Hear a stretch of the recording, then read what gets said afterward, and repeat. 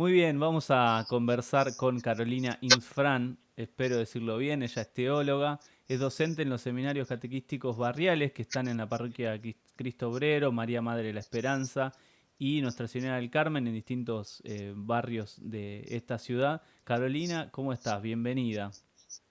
Bien, muchas gracias por la invitación, Nelson.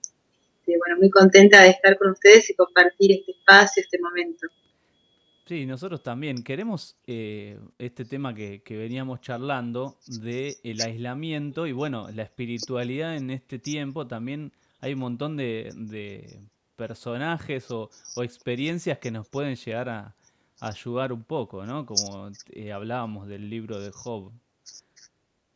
Sí, bueno, un poco la propuesta es, a través del libro de Job, poder pensar un poquito y también sentir un poquito esta situación que estamos viviendo, de aislamiento sobre todo, y también la experiencia de enfermedad para muchos, porque seguramente pasa que algunos conocemos a familiares, o amigos de, o un conocido, alguien que está pasando por la experiencia de estar infectado, por la experiencia de estar hospitalizado también. Entonces, bueno, pensamos que quizás una figura que podía ayudarnos a pensar en esto es justamente la de Job. Eh, no sé qué idea tenés vos del libro de Job. No, yo te iba a decir, Job es este que se peleó con Dios como, no sé, como a las piñas, digamos, y terminó herido y después recordó esa herida. Y yo te contaba un poco que de la experiencia personal, por lo menos la mía es siempre esa, de pelearme en el buen sentido, ¿no? Pelear juntos la vida y que después Dios te termine mostrando como, toma, mirá, tonto, era así y te deja la herida y después vos te recordás en esa herida de esa presencia de Dios que muchas veces me parece que es como más paciente o va a otro ritmo del que nosotros podemos, estamos acostumbrados a ir, sobre todo en la vida en la ciudad, ¿no? Eh, Uh-huh. Bueno, justamente, Nelson, es esa la cuestión, ¿no? La experiencia que todos tenemos de lo que es sufrir, de lo que es padecer, de lo que es pelearnos a veces con Dios y con lo que pensamos que Él quiere o desea para nosotros o lo que pensamos que Él dice, ¿no? Muchas veces ponemos en boca de Dios cosas que nosotros decimos y pensamos, pensando que son palabras de Dios. La experiencia de Job viene marcada por el sufrimiento y en este sentido también por la enfermedad y el aislamiento, ¿no? Una de las primeras cosas que padece Job es la lepra, ¿sí? Dice el texto que una lepra que va desde la planta de los pies hasta la coronilla de su cabeza, ¿no? Entonces, ¿esto qué implicaba para Job? Implicaba claramente el estar aislado, ¿sí? El estar completamente aislado. La lepra era considerada una enfermedad impura en la antigüedad, por lo cual las personas que la padecían debían estar aisladas, completamente aisladas. Entonces, bueno, si bien él recibe la visita de tres amigos, estos amigos también se mantienen a una distancia saludable de Job. No es que llegan y lo abrazan y lo apapachan en su sufrimiento, sino que los amigos se mantienen realmente a distancia. Y bueno, y ahí van ensayando diferentes respuestas ante las preguntas que tiene Job. Y bueno, te cuento un poquito del libro, ¿sí? Es un texto que nosotros podemos calificarlo como de la literatura sapiencial, ¿sí? Es un texto muy antiguo, tendrá alrededor de 2500 años, ¿sí? O sea que el problema del sufrimiento y sobre todo el sufrimiento del inocente es un tema que ya veníamos abordando desde hace tiempo los seres humanos, al parecer. Tiene como tres partes, ¿no? En realidad dos, una en prosa y otra en poema, ¿sí? Una parte poética, y las tres partes serían bueno, los capítulos 1 y 2, que son como la introducción del libro, pues en los capítulos 3 y 42 tenemos todo lo que es la parte poética, y al final unos versiculitos del capítulo 42, que es la parte en prosa que cierra el libro. Así que bueno, ¿y cómo se desarrolla? Bueno, al parecer hay una especie de encuentro entre Dios y Satán, ¿sí? En el texto está nombrado de esa manera, en donde Dios dice, ¿viste mi siervo Job, qué bueno que es? ¿Viste la fidelidad con la que él me obsequia? ¿Viste que? Y el Satán le dice, bueno, sí, cualquiera en abundancia va a estar contento con vos. Sacale algo y vas a ver qué te dice. Bueno, Dios le da permiso a Satán para que le quite todas las cosas materiales, ¿sí? Y incluso a sus seres queridos. Sin embargo, la respuesta de Job es, bueno, Dios me lo dio, Dios me lo quitó, alabado sea el nombre del Señor. Ah, bien, hasta ahí Bueno, Job, ¿o no? bien, Yo te... Job, Sí. ¿sí? Digamos que el tipo venía bien. Así que Satán le dice, bueno, sí, viste, todo bien, pero si vos le tocas la vida, le tocas el cuerpo, ahí vas a ver cómo te contesta, porque todos daríamos cualquier cosa por nuestra vida, ¿no? Entonces, Dios le dice, bueno, lo podés tocar, o sea, lo podés enfermar en definitiva, pero no le quites la vida. Entonces ahí es donde viene la enfermedad de Job, la lepra, muy, muy virulenta, ¿no? Donde él en algunos pasajes dice, bueno, la carne se me cae, se me pudre, bueno, una cosa terrible. Y finalmente, bueno, la fidelidad de Job otra vez aparece, ¿no? Porque en definitiva lo que le dice la mujer de Job, bueno, ¿por qué en definitiva no maldecís el día en que naciste? Y ya está, o sea, listo, maldecí a Dios, maldecí todo y se acabó, a ver si con eso esto se termina. Sin embargo, Job dice, bueno, si aceptamos de Dios el bien, ¿por qué no vamos a aceptar el mal? ¿No? Bueno, Job así tan entregado, incluso uno podría decir, bueno, que sumiso, que fiel a todo lo que venga de Dios. En el capítulo 3 arranca así, como quien no quiere la cosa, diciendo, bueno, maldito el día en que nací. Así nomás, sin anestesia. Y bueno, en realidad decir maldito el día en que nací, de alguna manera es una maldición al principio de la vida, que es Dios en definitiva, ¿no? Digamos que el enojo de Job y la bronca se manifiesta en ese deseo de no haber nacido. Así que bueno, un poco es la experiencia universal del sufrimiento del justo, ¿no? Porque aparte él después va a empezar a decir, bueno, yo estoy sufriendo, pero sin embargo no hay un pecado que merezca ese sufrimiento. No hay un pecado de mi parte que merezca ese sufrimiento.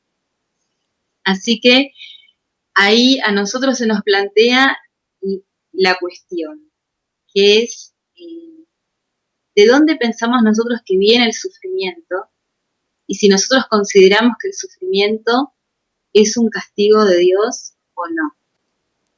Tremenda. Primero me quedé de tu explicación como tan catequística de la cosa, muchas frases que muchas veces escuchamos y que no sabíamos por ahí que eran del libro de Job.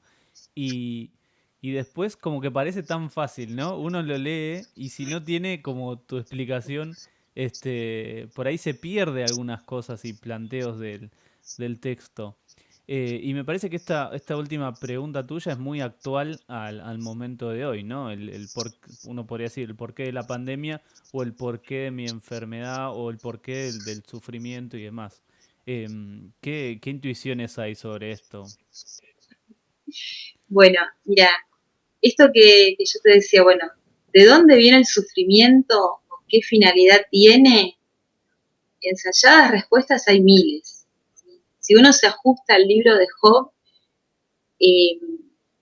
a ver, estos amigos de Job tratan de darle alguna explicación. Bueno, el sufrimiento viene de la acción del hombre, ¿sí? Pero hay dolores y sufrimientos que son causados no por el hombre, sino porque, bueno, lo que sucede en el mundo, ¿sí? Nosotros vivimos en un planeta que está todavía en formación, entonces hay terremotos, hay tormentas, hay esto, hay lo otro, ¿no? Todas cuestiones climáticas también, que bueno, eso también se desprende del mundo en el que vivimos, ¿no? Pero distinto es que nosotros tomemos todas esas cuestiones como castigos o como, alguien diría, como enseñanzas de parte de Dios, ¿no? Porque hay una fina, digamos, una fina línea, un pasaje entre entender lo que es la pedagogía divina, ¿no? De lo que se habla, ¿no? De cómo nos enseña Dios a ser fieles. Y algunos dirían que Dios de alguna manera nos manda los sufrimientos para que nosotros aprendamos a ser fieles aún en el dolor, ¿no? Aún en el sufrimiento. Esa es una visión. Sí. La otra visión es que el sufrimiento para nosotros es algo que es propio del ser humano y que es en realidad una ocasión para profundizar en nuestra condición humana e incluso, si podemos, para profundizar en nuestra relación con Dios. O sea que son visiones completamente distintas. Sí. Una visión te dice, Dios te manda el sufrimiento para que vos aprendas, y la otra te dice, el sufrimiento en realidad es una ocasión para que vos te conozcas mejor y puedas incluso entablar una relación más personal con Dios. Como una más de castigo y la otra más sobre como de Dios que castiga, y la otra más sobre la propia humanidad como una de las tantas cosas que pueden pasar o que pasan en la vida. Exacto.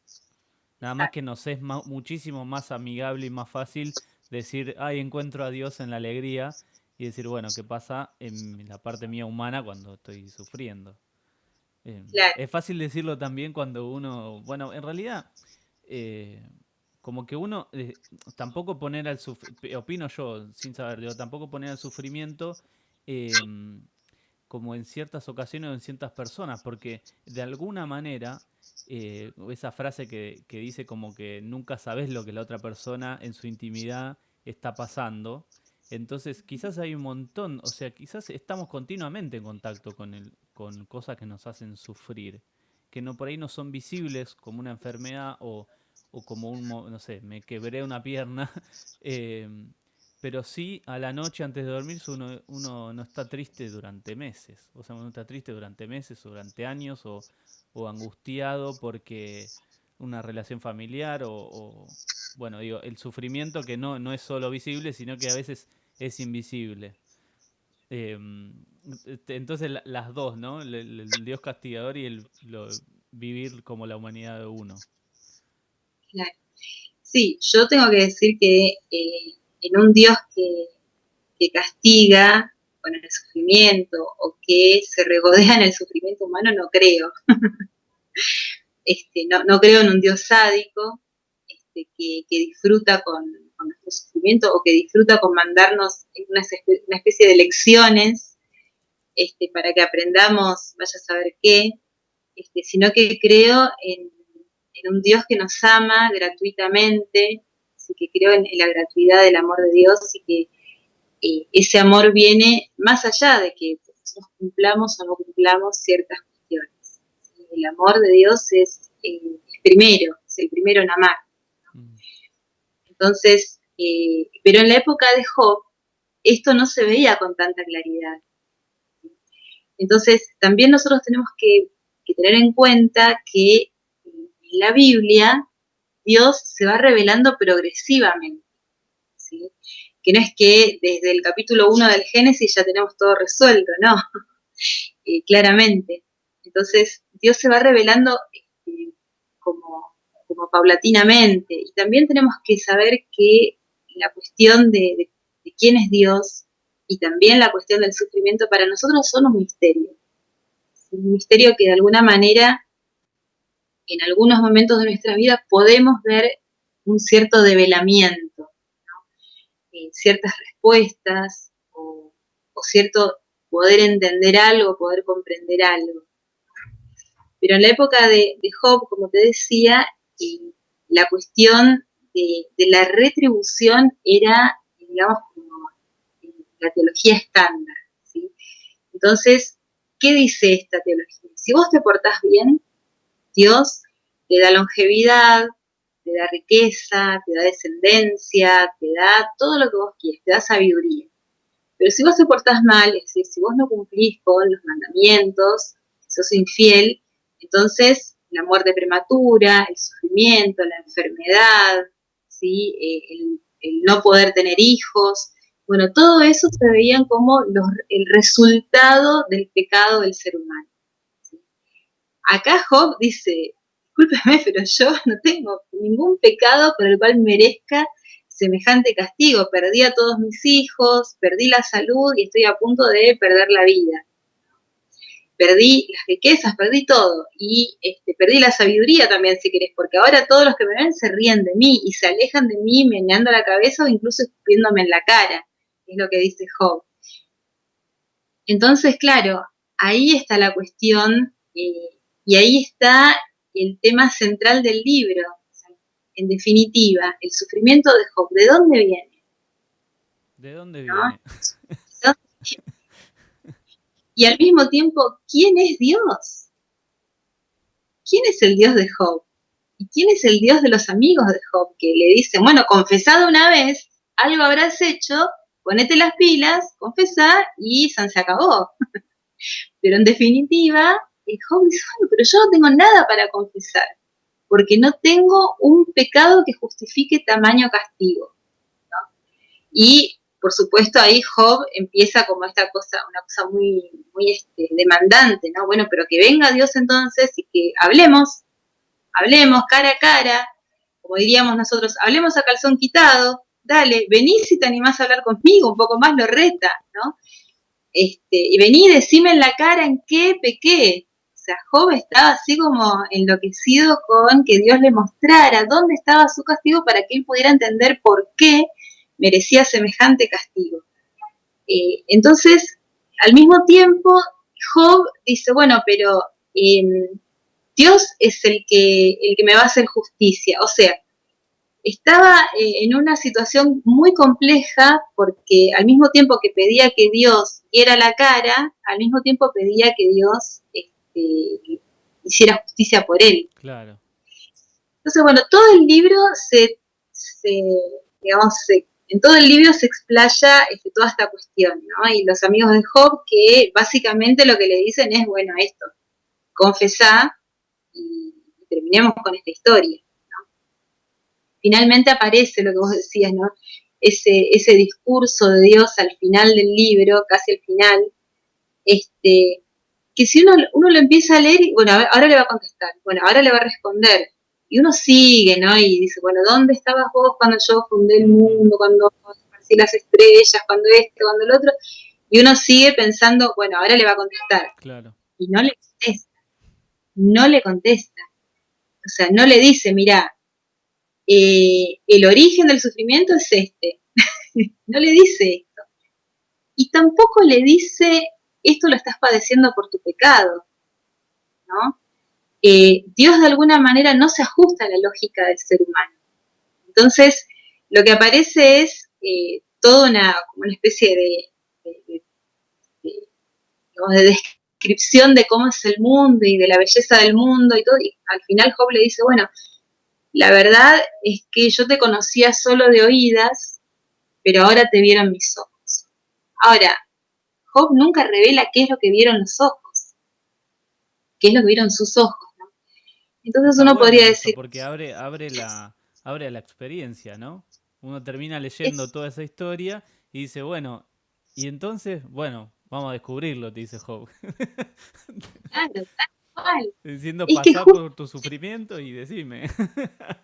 es que justamente ahí, en eso que vos dijiste, está el quid de la cuestión, en la experiencia del encuentro con Dios. Sí, eso por ahí lo traen muy a colación dos autores, uno es Gustavo Gutiérrez y el otro es Jesús Azumendi, bueno, ellos trabajan sobre el libro de Job desde diferentes ópticas, desde diferentes perspectivas, pero una conclusión a la que llegan por caminos diferentes es esa, ¿no? Que en definitiva a lo que estamos llamados es a experimentar un encuentro personal con Dios. Ujú. Y alguno dirá, bueno, en el libro de Job nos encontramos con esto, un montón de blasfemias, así que si te pones a leer fino, digamos, encontrás un montón de cosas terribles que nacen de la experiencia de este sufrimiento que él considera totalmente inmerecido, ¿no?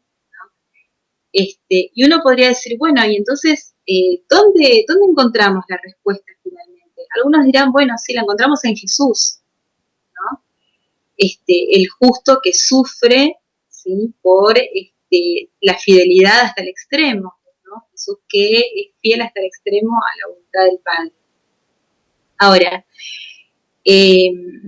sí, podemos encontrar una manera de comprenderlo, ¿sí? Pero en definitiva, si nosotros hojeamos los evangelios, Jesús nunca dice el origen del sufrimiento es ¿no? En definitiva, no hay una respuesta de parte de Jesús tampoco, ¿sí? Sino que hay una vida entregada, más que eso. Y por último, digo, en esa experiencia que nosotros podríamos tener del sufrimiento, a mí me gusta mucho una experiencia que comparte San Pablo, en la carta a los Gálatas. En el capítulo 2, bueno, él venía un poco enojado, escribiendo ahí a las apuradas y enojado, y hablando de su experiencia, de Dios, lo que él dice es, estoy crucificado con Cristo, ¿no? Es una frase cortita, ¿no? Estoy crucificado con Cristo. Ahora, si uno va al texto griego, ¿sí? La palabra que dice crucificado, en realidad uno lo podría traducir como con crucificado.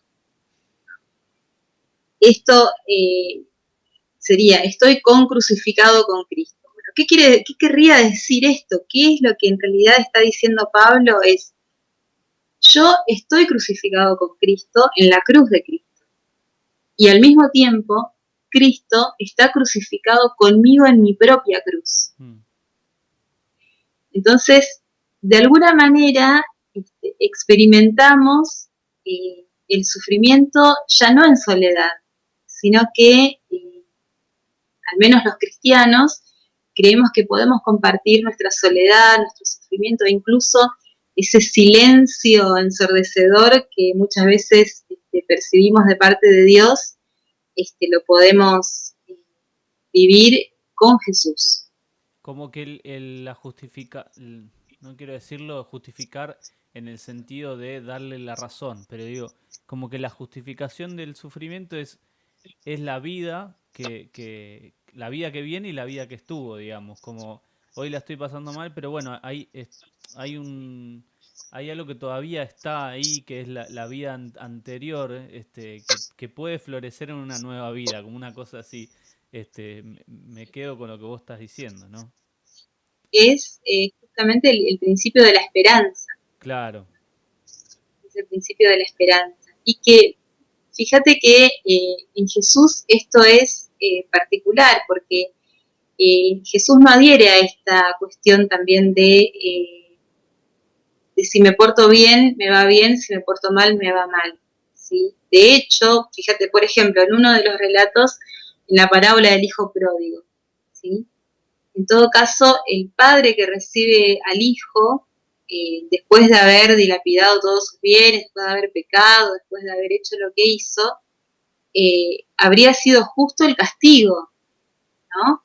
Claro. Sin embargo, el padre salía todos los días a la vera del camino a esperar al hijo, ¿sí? Y una vez que lo divisa de lejos sale corriendo, lo abraza, lo besa, no le deja ni hablar prácticamente, y dice, bueno, vamos a la fiesta, vengan, Claro, como pónganle si el no anillo. hubiese pasado nada, diría uno.